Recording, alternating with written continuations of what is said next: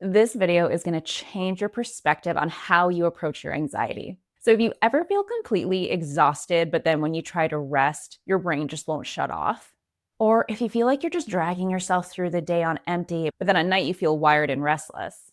Maybe you feel like you don't have enough energy to perform to your potential during the day, but when it comes time to rest, you just can't relax. So, sometimes the reason for this is obvious in times of stress. But what about when you're not obviously stressed out about anything? What about when life is going okay? Why are you still exhausted and underperforming even then? I'm here to tell you it's not because you're unmotivated, you are not lazy, you're not broken, and you're not being dramatic. What you're feeling here isn't a character flaw. It's a learned nervous system pattern called wired but tired. And there are reasons your body is stuck there, and there are ways you can unlearn it. So, in this video, I'm going to explain why this happens and what you can start doing differently so you can finally feel calmer, steadier, have more energy during the day, and get some real rest at night. So, let's talk about why this happens. When your nervous system is stuck in that wired but tired loop, it's not just in your head, it touches every part of you. So, physically, it can show up as a racing heart, tight shoulders, constant fatigue, headaches, or digestive issues that flare up when you're especially stressed out. Mentally, it feels like your brain just refuses to shut off. You overthink, you second guess yourself, you constantly feel behind, and even small choices like what to eat or when to reply to a text can feel really overwhelming.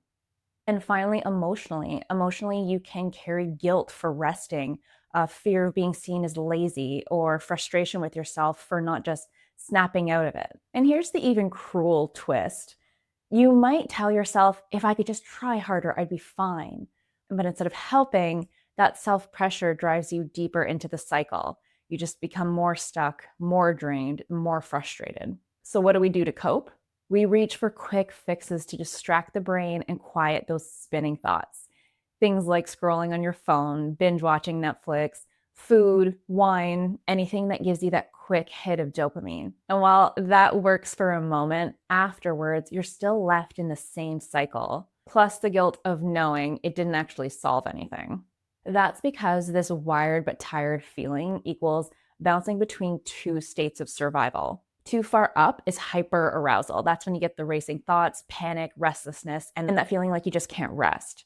But then too far down is called hypoarousal. So that's the freeze state, the heaviness, the numbness, the no motivation. And even if life looks fine on the outside, your body can stay stuck in this loop from old stress patterns. For many women, this feeling often began years ago.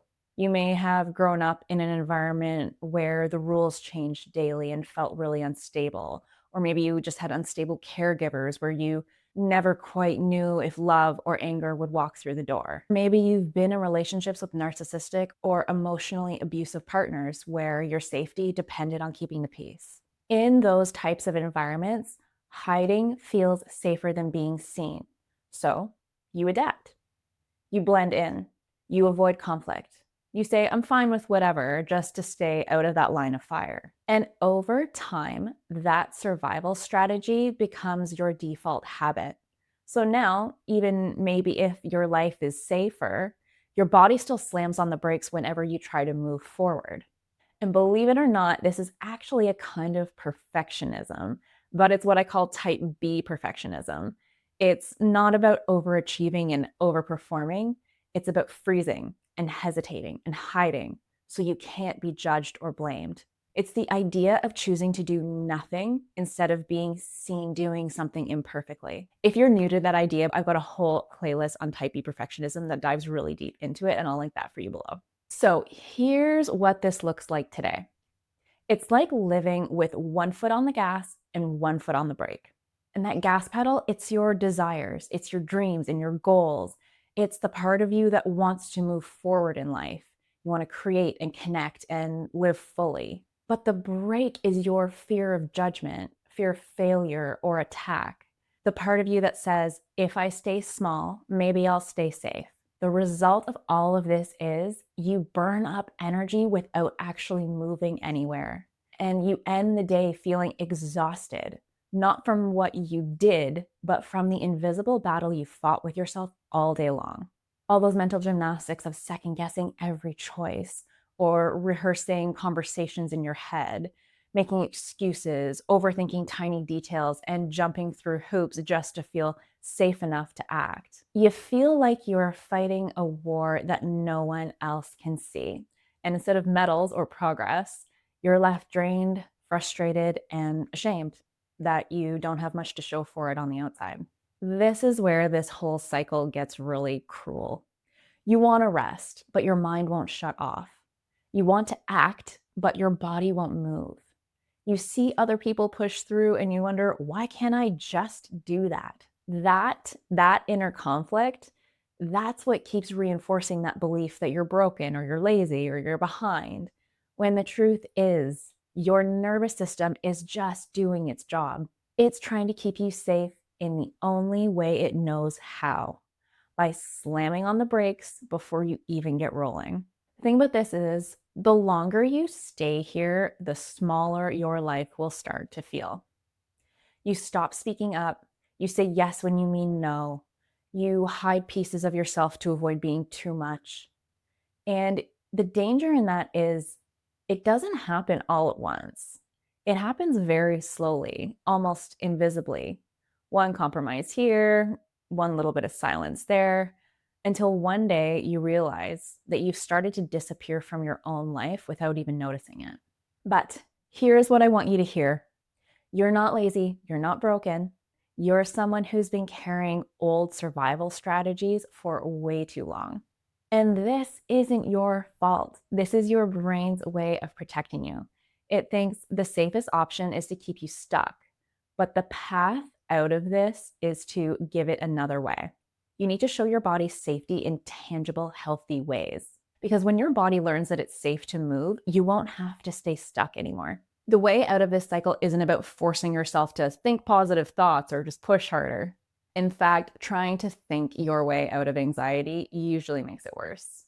Because your mind is already spinning, it usually ends up in feelings of shame and confusion. This is why we start with the body. Your nervous system lives throughout your whole body, not just in your head.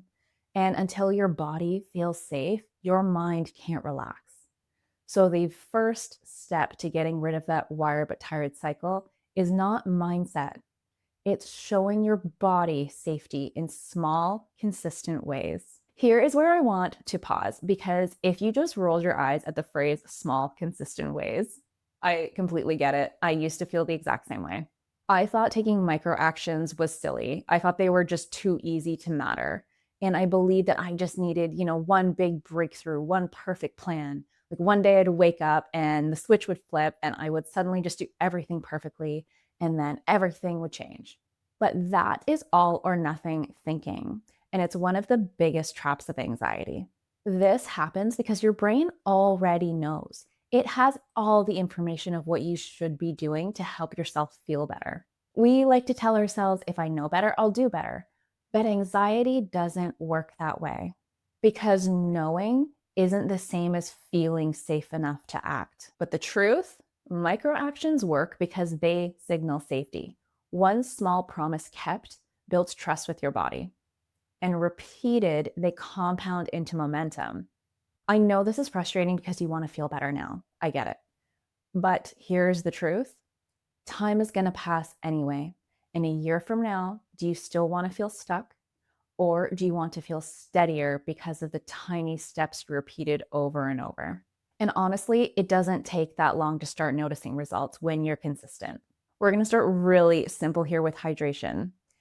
Dehydration is a hidden stressor. It spikes your cortisol, it tightens up the body, and it fuels anxiety. Just something like committing to one glass of water before your coffee every morning is more than just hydrating yourself. It's a micro promise kept to yourself. It tells your body, I'm going to take care of you first. The second thing I want to address is nutrition.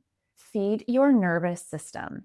So balanced meals that are high in protein, fiber, and gut-friendly foods that help stabilize your blood sugar and boost serotonin and energy levels are really important so that you're not riding a roller coaster all day long. This concept is not about dieting or eating perfectly. It's about nourishing your nervous system so your brain has what it needs to feel calm and steady. If you need some help with this, if you don't know what to eat to feel calm, please grab my free 3-day stress relieving meal plan below. It has 3 full days of recipes, along with more info about the nutrients that you actually need to boost your nervous system resilience. And it also explains why they all work. I'm going to link that below. The third thing I want to talk about addressing anxiety in your body is movement, specifically movement to release anxious energy. So, anxious energy keeps your body locked up and frozen, and movement gently unlocks it. This does not have to be intense.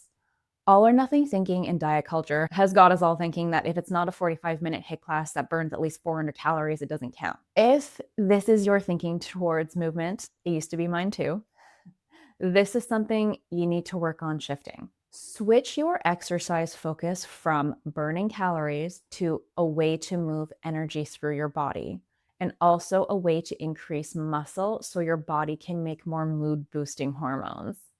Think of it as a time to stretch and breathe and come out of your head and into your body. So, this can look like a 10-minute walk outside. It can look like doing some somatic movements, like shaking out your arms or rolling your shoulders. It can look like some strength training, which builds resilience in your body, and more muscle is actually linked with a better mood. And if you are extremely dysregulated, please start gently. Jumping into high intensity workouts can actually spike anxiety. So work up to it slowly. The goal here is to make your body feel safe, not push it into distress.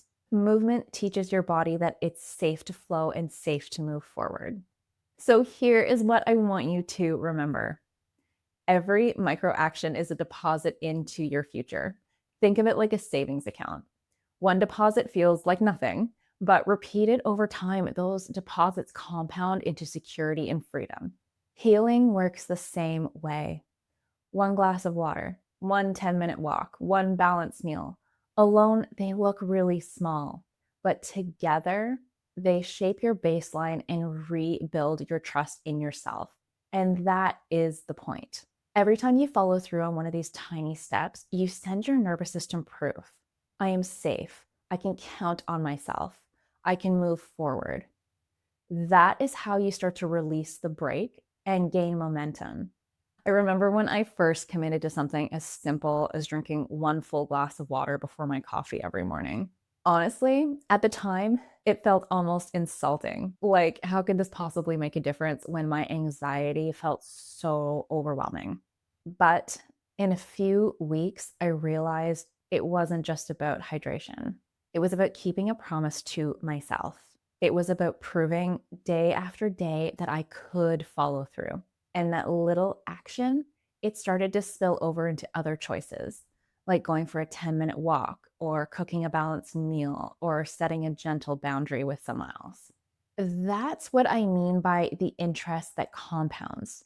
One small step didn't just stand alone, it built on itself until suddenly my baseline was steadier. My anxiety softened, and I trusted myself more than I had in years. And here's the key: these small shifts don't make stress disappear. What they do is they widen your window of tolerance so you can handle stressful things without spiraling into hyperarousal, like anxiety and panic, or hypoarousal, which is the freeze and the shutdown. And that changes everything. If you want to go deeper with this beyond quick fixes, that is exactly what I do. So feel free to check out my website. I have lots of free resources available there for you. I'm a holistic nutritionist and a yoga teacher, and I love to bring together nutrition, nervous system regulation, and mindset work in the right order. So you're not just coping, you're actually using science-backed holistic strategy to break out of freeze and rebuild your confidence. My style is I like to layer in micro actions into a full framework so you feel supported in your body and your mind and your spirit. That is how the compounding effect really takes hold, not just in one part of your life, but everywhere. I want to leave you with this. Being stuck in the cycle of anxiety and doing nothing doesn't mean you're lazy, broken, or failing at life. It means your body has been protecting you the only way it knows how. But Protection isn't the same as peace. And the truth is, you don't have to keep disappearing from your own life just to feel safe. Every micro action, every small promise you keep to yourself is proof that you can do things differently. It's proof that you can expand your window of tolerance. And it's proof that your body can learn it's safe to move forward again. You are not behind. You are not weak. You are just a person with a nervous system that has carried too much for too long.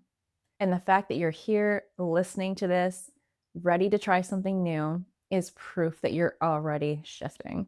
So, whether your next step is as simple as one glass of water tomorrow morning, downloading my free 3-day stress relieving meal plan, or checking out any of the other freebies that I have to offer, please know this. You don't have to do it perfectly, and you don't have to do it alone. You just have to begin. And as you do, step by step, your body will learn to trust that it's safe. And when your body feels safe, that's when everything else begins to change.